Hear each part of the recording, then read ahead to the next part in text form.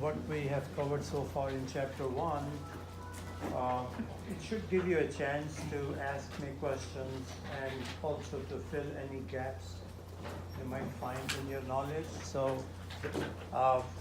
and by all means, take notes. Notes will help you. I mean, all the power to you if you are a textbook reader. I know many students don't even know, what the textbook looks like.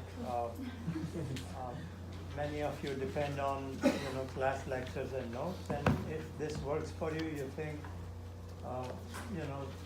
this is what you would like to do, then by all means, stay the course. But my advice, if you were to ask me my advice, I would say read the text as much as you can,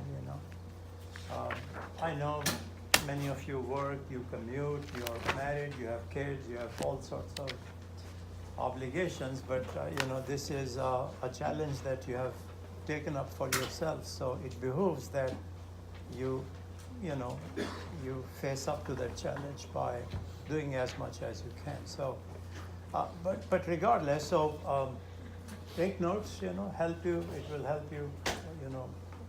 On your quizzes and tests. So here are the questions. What do we do in finance? What's our goal? What's finance about? What is finance about? Creating value. How do we create value? By managing funds. We manage funds and create value, right? All clear about that? So if there was I'm not saying there will be a question, what's the goal? If you are a finance, student, what's your goal in finance? Your goal is to manage funds to create value. And now you know that you could be managing Facebook's funds, you could be managing your dad's business funds, you could be managing your own funds, you could be managing your client's funds. So it's a very broad definition. You all agree with me on that, right? Okay. So now let's talk about examples, of this course is called Business Finance, so you all need to know corporate finance, okay? So we manage IBM's funds, Google's funds, your business's funds. So that's what we do to create value, okay? So now some specific examples how value is created, okay? Number 1. So we make good investment decisions to create value, right? Create value. Okay, so what's a good investment decision? When the reward outweighs the risk. Not outweighs the risk. I think I also posted a summary of, so you might want to open that summary where I use my words to define what we mean by, yes? Something that will produce a 10% rate of return. Why 10%? Why 10%? Why is that? So what's a good project? A good investment is one that yields greater return than what originally was risk. So like if you have a 10% risk and you think or if you have an average risk, you only with a 10% reward, but it winds up being 12%. Okay, so a good investment is one that promises, okay, there is no guarantee. You are only that, like you could be starting a business, there is no guarantee, okay? So a good business is one, a good project is one, a good investment is one that promises a higher rate of return than what you require based on the risk of that investment, okay? Hypothetically speaking, if the risk says you want a 10% return and the business promises you a 15% rate of return, it's a good business. You see what I'm saying here? Okay. Your bank pays you 2%, 3% for doing nothing. You see what I'm saying? You're taking zero risk. Okay? Zero risk. So can you find an investment that pays you more than what your bank pays?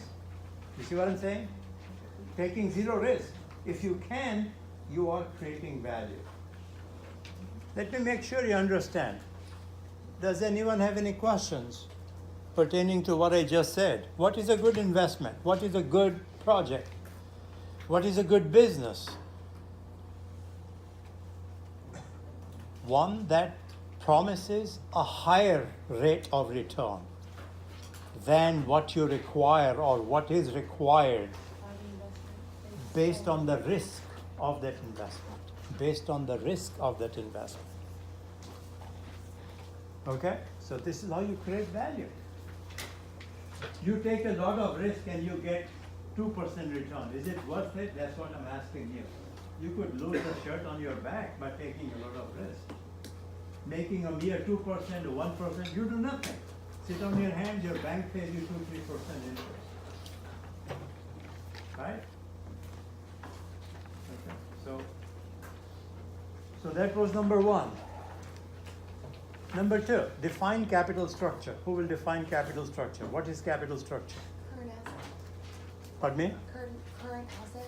No, that's working capital. Debt and equity. Oh, sorry, yeah. Mix of debt and equity. Okay, your company's mix of debt and equity. How your company finances its operations. How much debt?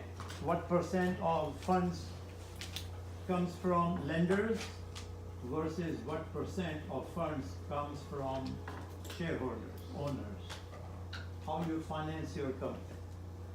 Debt versus equity. Okay, so let me show you this balance sheet.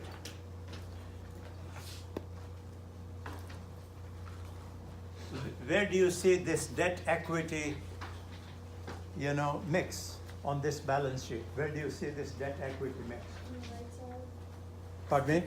on the right side, On the right side, where exactly? long-term debt. Long-term debt. Why not short-term debt? Short-term is temporary. Say notes payable. Notes payable is short-term loans. We ignore it generally because it's temporary. This is permanent. Permanent means next 10 years, 20 years, 30 years, 100 years, yes. And this here coming from shareholders. This here total owner's equity. This is the owner's account. This here. So this much comes from lenders, this much comes from shareholders. This mix, we remember we calculated percentages, remember that? 17% comes from, if you convert this, the first thing you want to do is add this number and this number. This number, okay, funds coming from lenders, funds coming from add the two. That gives you total capital, long-term funds. Then you take this number, divide by total capital. That gives you about 17%. That's how much comes from lenders. And the other 83% comes from shareholders. Any questions about this? Okay, one more question. Why do companies borrow money?